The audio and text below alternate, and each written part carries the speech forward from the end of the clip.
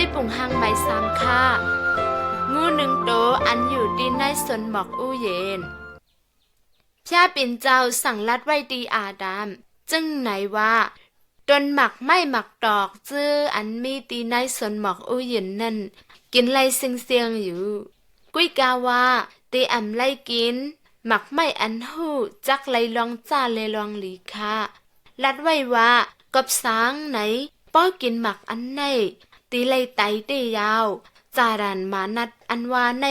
เป็นแต่แม่นกังเฮาอันอยู่ที่กังเฮาป้าหนึ่งค่ะอ้อมันในกับปือไข่เข่เข่งคัดดอกชาเป็นเจ้าแลเป็นมารันสูชาเป็นเจ้าอ้อจารันมานัดผีให้ในเฮ็ดเป็นหังโตมันจึงหนังงูเสหดมาเผียวตีก้นยิงหยอกก้าวเหรียญก้นยิงกว่าค่ะอ้อจารันมานัดผีให้ลัดเนตีก้นยิงนั่นว่าป้อกินหมักไม่อันหูลองจ้าลองหลีนี่ตีไตกว่าก็อ่ำจื้อเฮ็ดจึงไหนเสก้นยิงก็ปิดเอาหมักไม่นั่นเสขึ้นปันป้าอาดัมกินแลอาดัมก็กินอ้อกับก้นข่าวสองก็อ่ำถ่อมเอาความพยาปิ่นเจ้าแล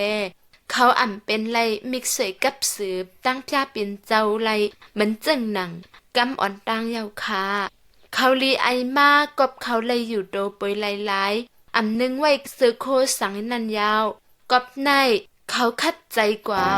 เปียบไว้ดีพยาปิ่นเจ้าอำหันไรนั่นในคาอ้อ